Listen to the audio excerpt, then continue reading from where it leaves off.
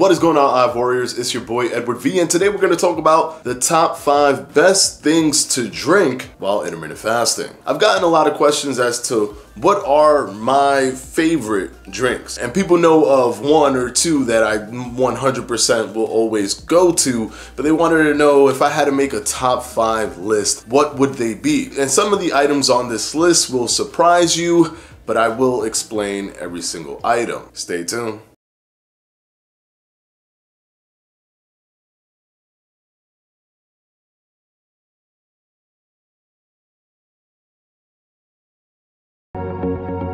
And quickly, before we start, this video is sponsored by the coldest water, one of, if not the best water bottles out there, as it can keep your water cold for about 36 hours. My favorite, the 21-ounce bottle, because of its portability. If you want your own coldest water bottle, the link will be down in the description below, and you can type in the promo code Fledge and you get 10% off your entire order. Now let's go ahead and jump right into the video. Now before I start mentioning these top 5 items that you can drink, or you should drink, or you have the ability to drink during your intermittent fasting time period, I will add a caveat. You must be able to drink this item during your fast. So anything above 3 calories is already eliminated. So all of you bone broth lovers out there, I apologize, but bone broth will not make the list simply because it will break your fast. Now with that criteria set, let's go ahead and list these bad boys off. Now, the first one will probably be the one that surprises people the most, since I've made a video against using this item.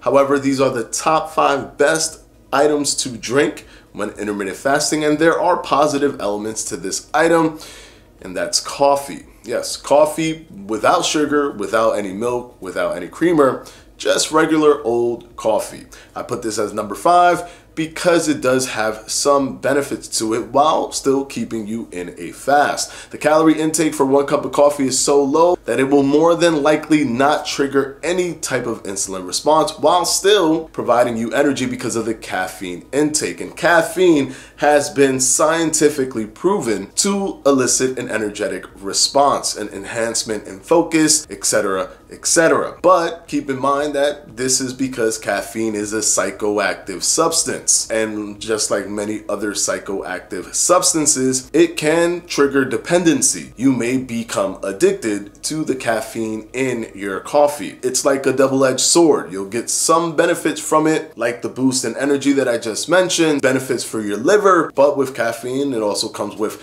digestive issues, dependency, blood pressure issues. Now, it doesn't mean that because you take coffee, you'll have these issues, but with coffee consumption and caffeine intake, these issues as well as these benefits have been seen before. So just a word of caution, but if I had to make a top 5 list, coffee would be on that list, as I've just proven that by making it number 5. Now let's go ahead and jump to number 4, green tea tea.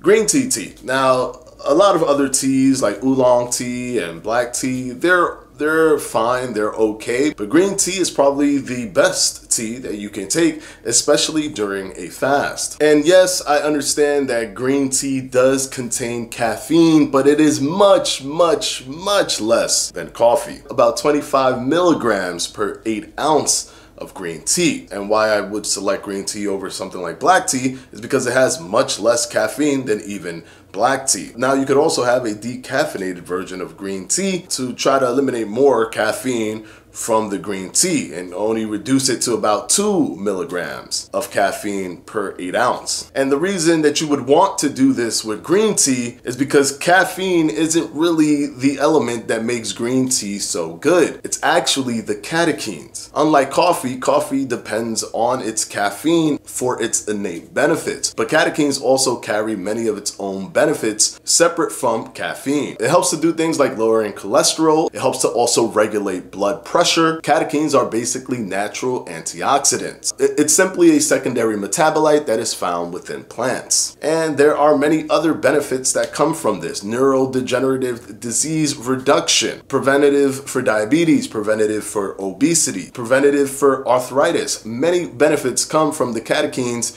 with a minimal intake in caffeine. So if you were were to pick one of the two between coffee and green tea, I would definitely recommend green tea. But if what you're looking for is an energy boost, that would go to coffee. Now let's go ahead and jump to number 3, flavored seltzer water. Now, before you jump through the camera and say, well, how dare you, artificial flavor?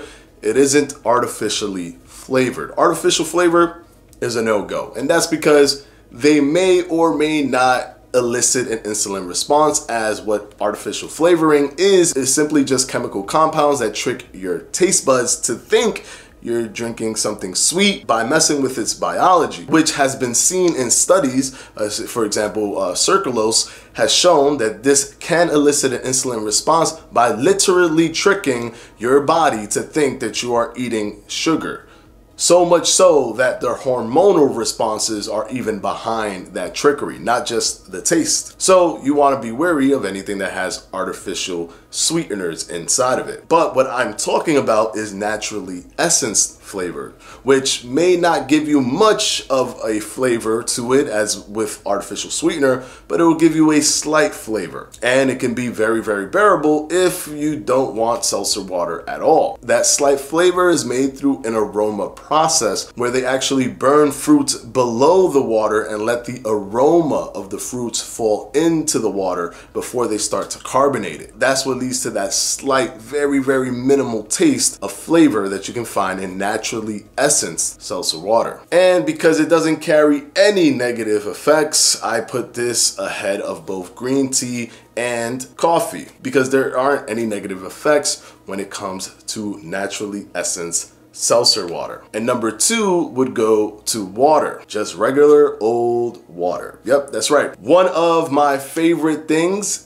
if not my favorite, that you can use when intermittent fasting, especially if you're fasting.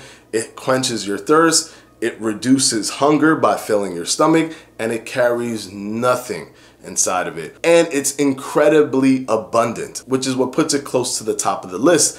It's abundance, because the access to it is so easy and it is so powerful in its effect of not adding anything to you at all except quenching your thirst, keeping you alive, and filling your stomach up.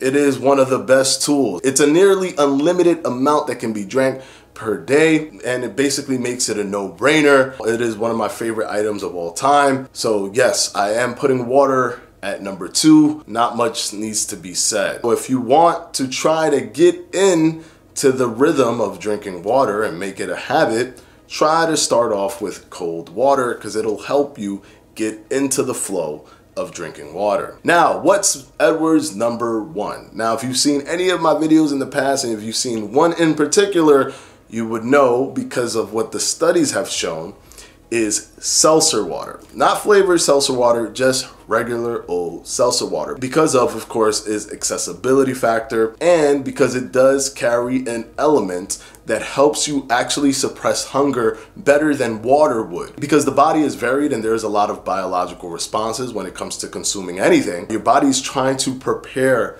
for something to happen. It's always going 1, 2, 3, 4 steps ahead. So when you consume something, your body tries to actually determine if what you're consuming will give them energy, calories, nutrients, what have you. The only thing that doesn't trigger an electrical response in the stomach by you chewing or consuming it is water. When you try to consume water, there is not an electrical response in the stomach, which tells the stomach that this is not food, this is not nutrients, this is nothing but water. Water is coming in. However, because of the carbonated factor of seltzer water, there is an electrical response in the stomach. And because there's this electrical response in the stomach, it increases your ability to suppress appetite when you're consistently drinking seltzer water. Now you can flip-flop either naturally essenced water as first or seltzer water as third, and what have you. But I choose seltzer water in its regular basic form because it becomes more accessible when it's like that. For example, you can buy a carbonated water machine and carbonate your own water that's already accessible, making it more accessible for you to get carbonated water. It tends to cost less than naturally essenced water, which makes it more accessible. Simply on its accessibility factor alone, I'm giving it the upper hand to naturally essence seltzer water. And a lot of people out there are wary of carbonated water because of things like tooth enamel and stuff like that. Believe it or not, there aren't many studies out there that actually corroborate this information. And many studies have looked at seltzer water and its health and or negative health effects and saw little to no negative health effects with seltzer water. So those are my top 5 drinks if you wanted to consume something during your fast. And of course, you can consume this even after, during your eating time period if you want, but these are the best items, the top 5 best items that I would recommend you take when you're doing intermittent fasting, and especially if you need to take something when you're actually in the fasted state. So hopefully this video has helped you guys. I will link all of the studies in reference to this video down below for you to check out. And of course, I want to thank my patrons for my Patreon, and I'm going to go ahead and put their names